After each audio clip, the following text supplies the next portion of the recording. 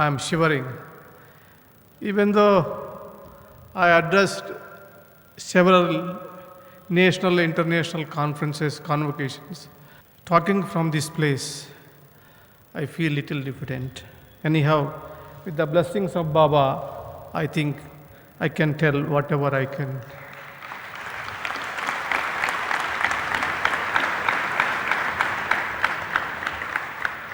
Pranams to all the great people assembled here.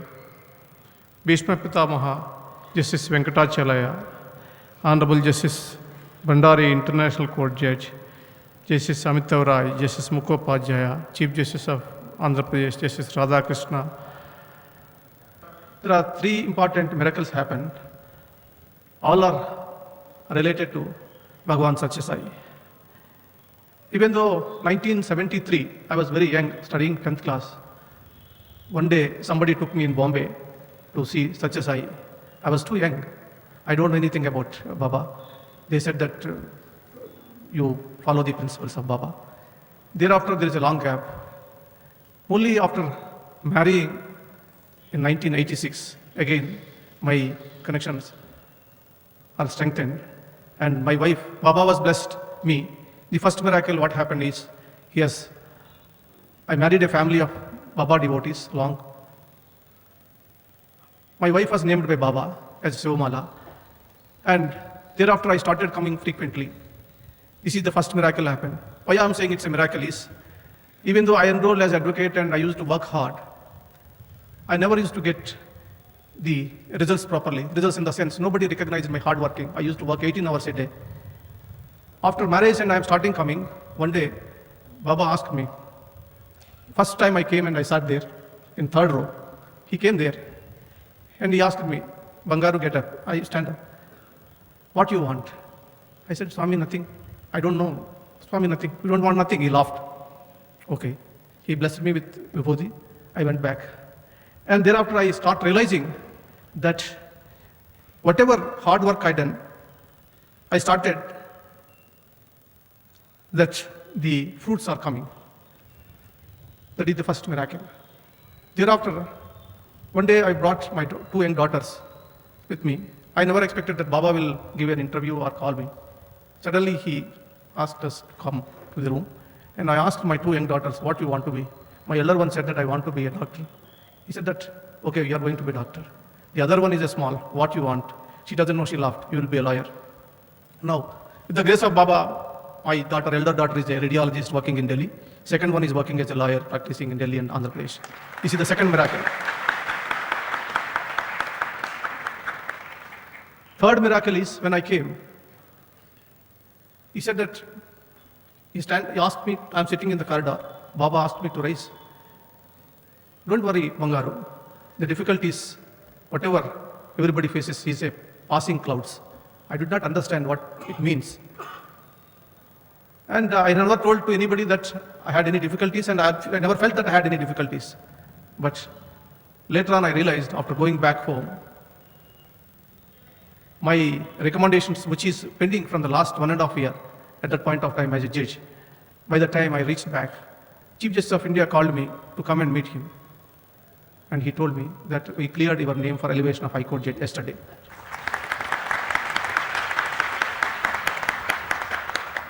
After elevation as judge, twice I came. Baba never given any interview. I never expected also.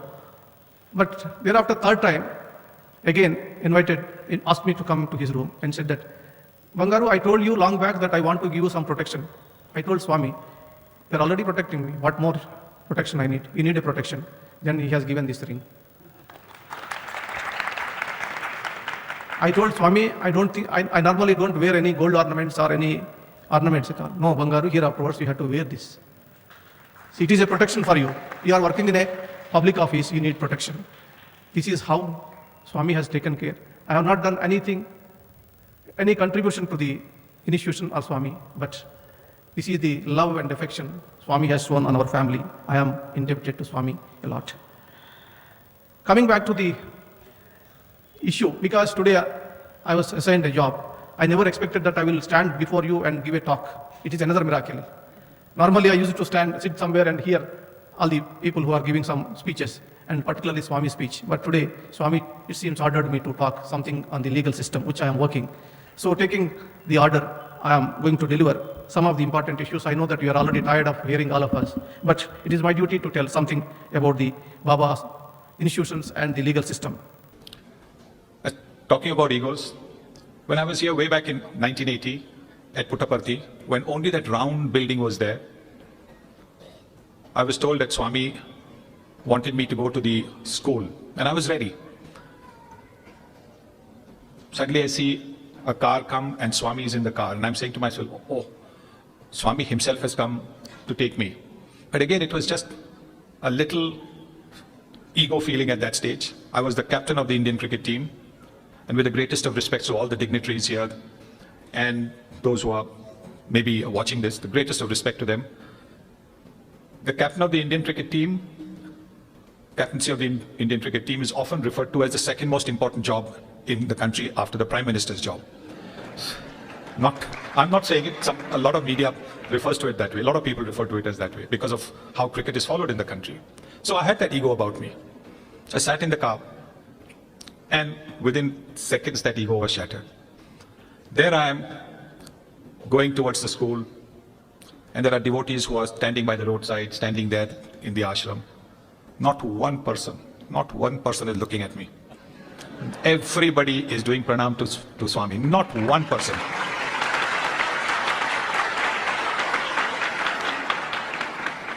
For someone who was used to having people looking at you, it was such a big come down. And I think Swami in his own way taught me that.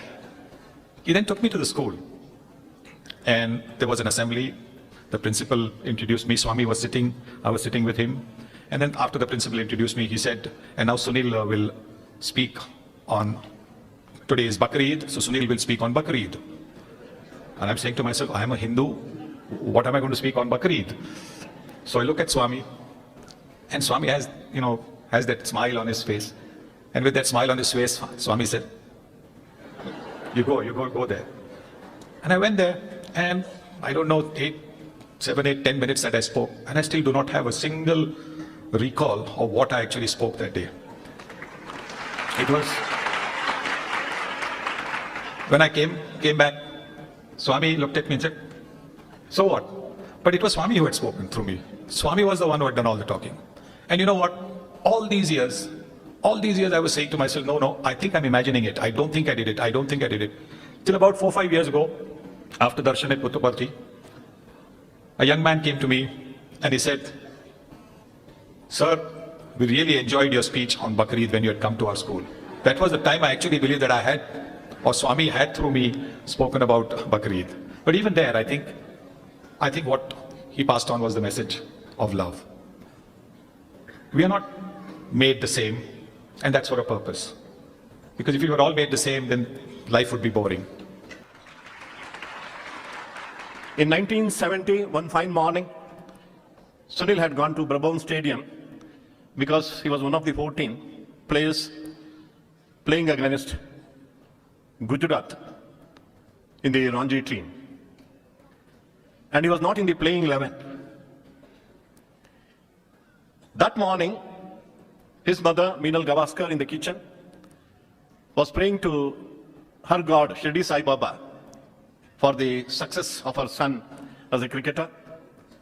And Sunil will agree with me when I say the first 2 opportunities he got to play for his state, he was not successful.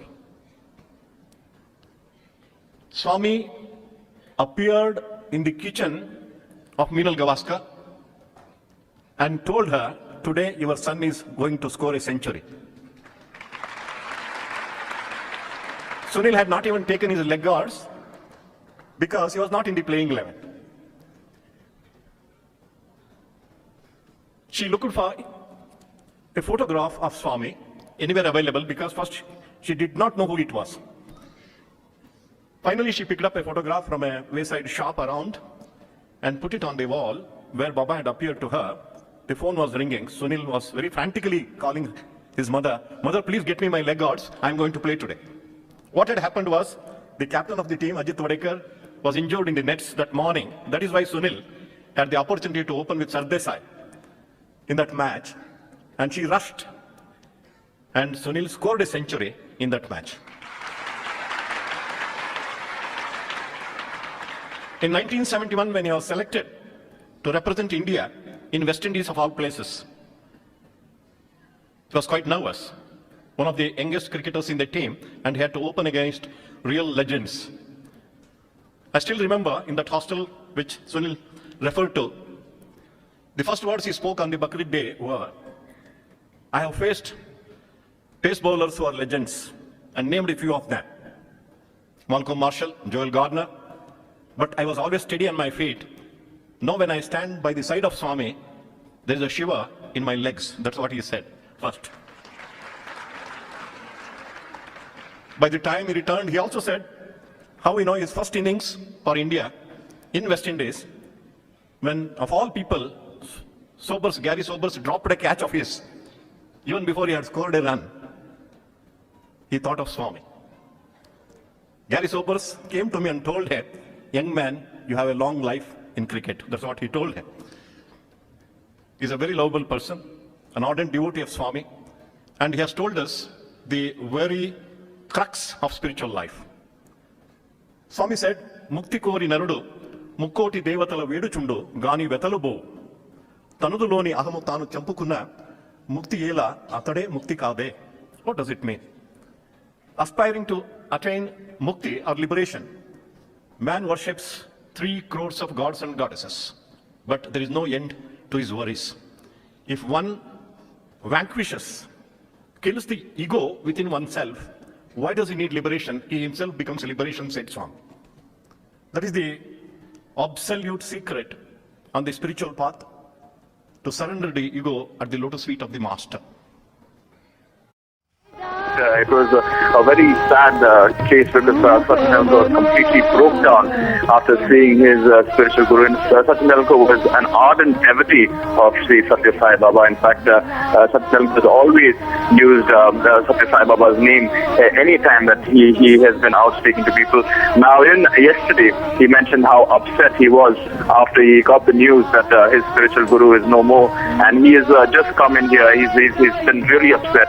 He has gone for his darshan. It's not exactly clear how long he'll be here, but certainly he will be here for some time.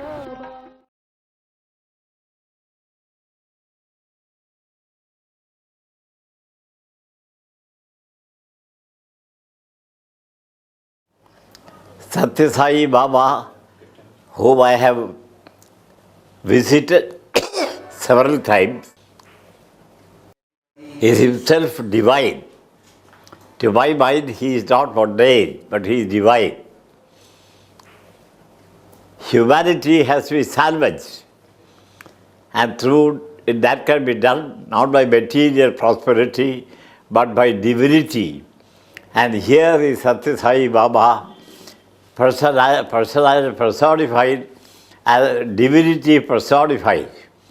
He has given messages. There have been sages and sages, but the modern times there is one sage called Satya Sai Baba. His teachings are profound, and you can never find a similar sage anywhere you go around the world. You will not see that class of person, that divine class of persons. His main message is Madhava Seva, Madhava Seva. Whenever I see him, he gives a message which is great.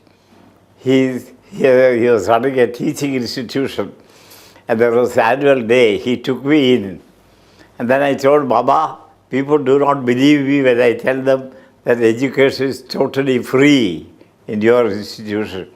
He called a boy. He asked him, where are you? I am the 5th standard. What is the fee you pay? Nothing. Then he called another man, an African. What do you do? I am doing PhD. What is the fee you pay? Nothing. Are you satisfied? Yes, I am satisfied, Baba. Everything is free. Surgery is free. One of the finest hospitals, but free education, free medicine, free hospitalization, free salvation of the mundane man and making him feel what he is, the spiritual being that he is. This is the great teaching. So he says, Madhava Seva, Madhava Seva. Serve man. And that is the way you can serve God. Serve man, divine. Humanity through divinity. This is Sathya Sai Baba's teaching. I have nothing more to say except to say that I have not seen a greater humanist, no greater, no savage greater than him. See the God within you, he said. You are searching for God in all kinds of places, but remember, there is God within you. So see that God which is within you, realize what you are, and then you will truly become what you should become, namely a divine human being. Namaste.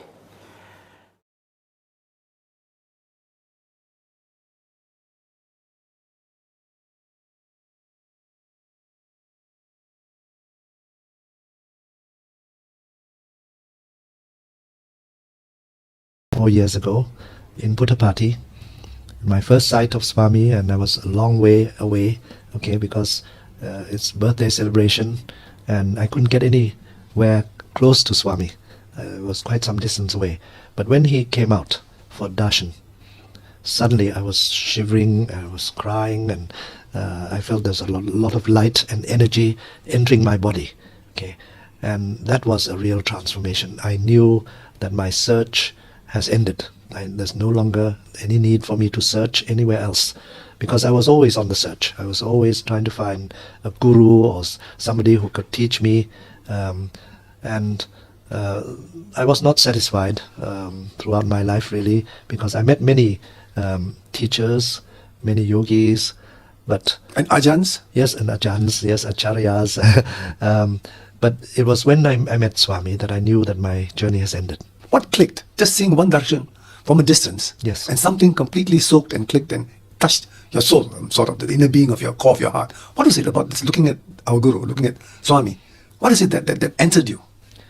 Well, physically, I felt a lot of energy entering, that there was light entering my body, and I was shaking, shivering, and crying. But it was peaceful, very peaceful. And I just felt that that's it. So that's the first transformation. Yes. Second and third? Well, the second transformation, Swami wanted to make sure that I'm no longer attached to worldly things. At that time, I was a very successful businessman. I had many businesses. I was shareholders in many companies. I was president of companies. And suddenly, I lost everything. Just overnight, something happened. People turned away. Some of them just took the shares away. All kinds of happenings, and suddenly I had no business. I had nothing. So at that time, I received a telegram from Puttapati. I was told to go to see Swami, and I was to give a talk for teachers in Puttapati. So were you involved in education then? Well, not really, but... you mentioned business, you see, that's why yes, I was in business more than anything else. But before that, I was teaching at university. So I kept up lecturing, but in my spare time, But mostly I was concentrating on business. What subjects were you lecturing on at that time? Well, I still did some lectures in engineering, in science, environment, but mostly it has become EHV. Waiting for the Shankaracharya to arrive, and they were all wanting to see him and all that. Somehow in my head, the thought was, now that Swami is here, why don't you redirect everybody there? Why a D route? Was a thought I had in my head.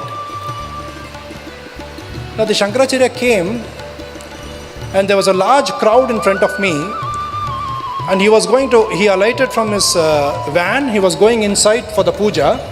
As he was going past me, he was in a straight line from me, and he suddenly stopped. And he asked people to move. And he just came straight down to me, and he asked me, what is your name? Per enna? I was totally taken aback. Here is a guy who first of all refused to actually come. And after going there, I was having these kind of thoughts as to, Swami da vanduttare apra yen abdingara thoughts was in my head. And he suddenly came and asked, what is your name? I took it as a blessing. I said, my name is Rajesh. He just blessed with his hands. He turned back, walked, went off inside. It was a very, very brief conversation, but it sort of left a huge impact on me for the energies that the Shankaracharya himself is. He went in and there was a puja that happened inside, and the people there in that house, they had respected him in many ways. In one of the ways they had respected him was, they gave, when he walked out, I saw on him a garland of lemons, and I saw on him a krita of flowers. He walked out. When I saw that, my thoughts became even more powerful as to, is this required? Or I was thinking as to, now this much time, if probably somebody would have put into looking at Swami himself, wouldn't have been better. These were the thoughts running in my head. He came out, again he came past straight line, the crowd had come back. Once again he asked people to move. He just walked straight to me, no word spoken. Not a single word was spoken. He just walked straight to me, and he bent his head. He removed that garland. He put it on my head, and he removed the krita, put it on my head. He removed the garland. He put it on me, and he just quietly walked away. Okay, this was in 90s. It so happened that I had an opportunity where, in the year 2000, I was in the interview room with Swami, and I was alone with him. And Swami was sitting in his chair reading letters. So the letters that had been collected. Now, one thing I learned after going a little close to Swami, looking at the letters, is how much I have bombarded with those letters. How many letters come? And he sits there so patiently reading every one of them, everyone opening it, putting it. Every one of them opening it, putting it. So neat. The paper wouldn't even get crushed, wouldn't even get crumpled. The way it would have been received, the same way opened, same way closed, same way discarded. So I was sitting there, and somewhere this, during those moments, it's absolute silence. Swami isn't talking anything. And you sort of need to muster some courage to start a conversation, because Swami is actually in a very different plane. He is reading through letters. He would talk to himself. He would, suddenly gaze up in the air, and all that will be going on. Now, how do I start a conversation? I was just sitting down at his feet, and I was pressing his feet. As he was discarding every letter, I would take the letter and, keep it aside, so that after that the letter needs to be taken care of. So it looked like this thing was coming to an end. Then I slowly started a conversation. I said, Swami, can I share with you something that happened a few years back? Until then, that disconnected Swami suddenly became so interested in what I'm going to say. He said, Chepu. Are I am here only for that. Tell me what. And he came to the edge of his seat. Until then he was sitting behind. He came to the edge of his seat and then tell me.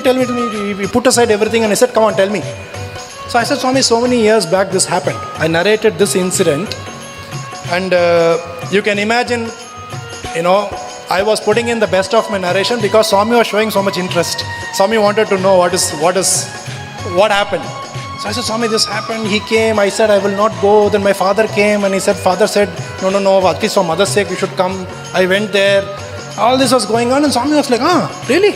Inka me. Then what happened? He was constantly encouraging me to tell what next. And I was in my dramatic best maybe on that day. I was putting in the best of my narrative skills to explain, build a suspense, all that was going on. And then I narrated until a point where the Shankaracharya came out with the krita and the mala. Until that point I narrated. Until that point I said, Swami, this happened. Swami was like, oh really, nice, oh really, then next. then suddenly, then all of a sudden, there was an absolutely different Swami that I saw. All of a sudden, that inquisitive, the childlike, innocent, wanting to know more kind of a Swami suddenly disappeared. He sat back on the chair like a king. All I can relate to is he sat back on the chair like one Raja of Rajas. That body language changed, the eyes changed, the entire facial expressions changed. And he stopped me from narrating. And he said, instead of me narrating the rest of the story, he narrated what happened after that. He said, the Shankaracharya came, the Shankaracharya was going past you, the Shankaracharya caught your thought, he came close to you, he removed his garland, put it on you, he removed his krita, put it on you, and he walked away. You know, it was such a big moment of truth for me that day. It was such a big moment of truth for me that day that for a second I had absolutely forgotten that here is a person who actually has seen it all. And I was trying to tell him what was going on, but he knew exactly what had happened. And he narrated this to me, and I was awestruck. I had nothing to say after that. You know, it is that moment where you are dropped from the, you know, you take to the highest floor, and from there you are dropped, you just come crashing down and realize that, you know, oh my goodness, what was I doing all this time, right? So that happened, and I wasn't telling this incident. Swami had indicated not to share this incident for some time. I wasn't, every time I would ask Swami, can I, whenever I was asked to speak, I would request Swami if I could say this. He would say a no. I had totally given up after a point to ask Swami on this, because I felt, you know, maybe these are conversations that happen between the greats, the Mahans, and the people who absolutely interact at different levels, right? So I sort of stopped asking, and one fine day in Trai Brindavan, and Swami wanted me to speak. When I went close to him, and he said, hey, Saraswati Cheppu, abhinnaru. And that was the first day I took Swami's permission to start sharing this, because to me, in my personal experience, this has been an acknowledgement at various levels. This has been he doesn't need any acknowledgement, but still this has been something which has been a fact that you just know that here is a person who has walked this earth, who converses, who is probably everybody converges into, right? And then this beautiful time that he has given.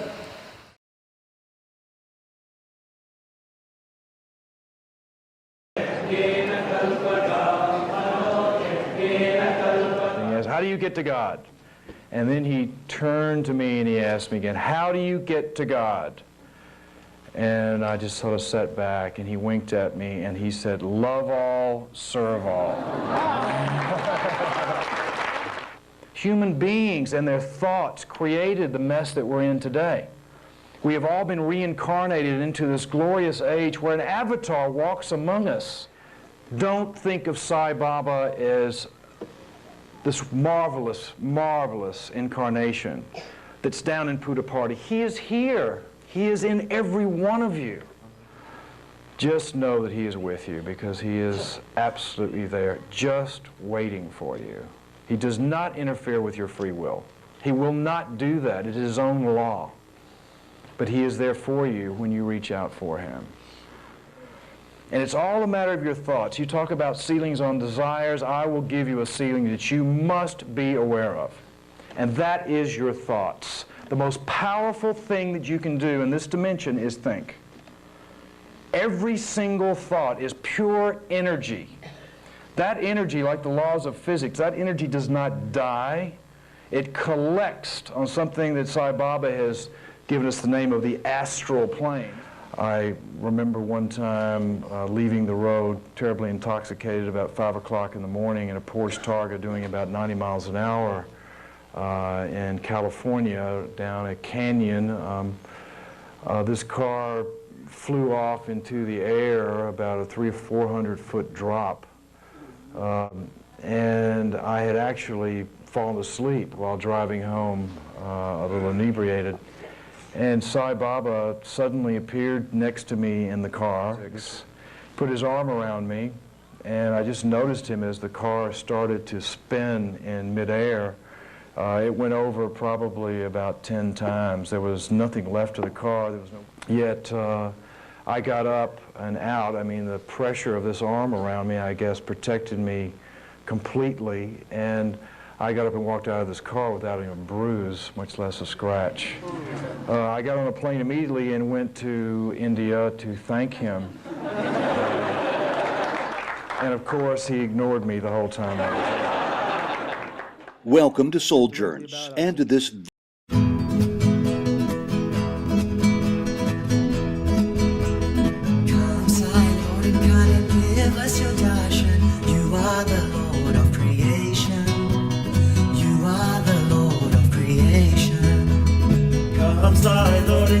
give us your darshan. You are the Lord of creation.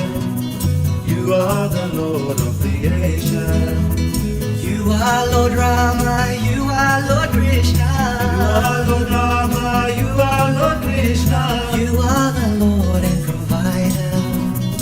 You are the Lord and provider. You are the Lord and provider. You are the Lord and provider.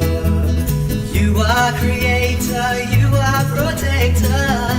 Creator, you are protector. You are destroyer of darkness. Baba, you are destroyer of darkness. You are destroyer of darkness. Baba, you are destroyer of darkness. Come, Sai, Lord incarnate, give us your darshan. You are the Lord of creation. You are the Lord of creation. You are Lord Rama, you are Lord Krishna. You are the Lord and provider. You are the Lord and provider. You are creator, you are protector. You are destroyer of darkness. You are destroyer of darkness. You are destroyer of darkness. Baba, you are destroyer of darkness.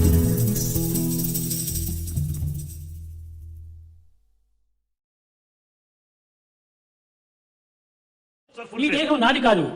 This body is not Bhagavan. ఈ దేహం మీదే. Bhagavan's body belongs to you. మీ దేహాన్ని మీరు చూసుకోవాల్సిందే. You have to take care of your body. నేను దేహం కాదు, దేహిని. Bhagavan is not the body, but is దేహం indweller. పంచభౌతికము. Body is full of sense. దేహం కూలకు తప్పదు ఎప్పుడు. Is bound to fall. దేహి నిరామయుండు. Indweller is permanent. ప్రతింపక దేహికి చావు పుట్టుకలు మోహ నిబంధ బంధనలు ముద్రలు లేవు. The indweller has no birth nor the end, neither liberation nor bondage. దేహియే దేవదేవుడు. This indweller is మదిని God. గమనింపక ఆత్మరూపుడై. And is in the very form of the supreme self. ఈ దేహాన్ని రక్షించుకునే నిమిత్తం డాక్టర్స్ ఏమేమో చేశారు. To protect the body of Bhagavan, doctors did a lot. ఇది వాళ్ళ duty. It's their duty. అంతేగాని ఇది నేను దీనిపైన ఏమాత్రం ఆశ పెట్టుకోలేదు. Bhagavan did not think of his body at all. Brahmswaroop Shri सत्य साई बाबा की जय। नमः पार्वती पतये हर हर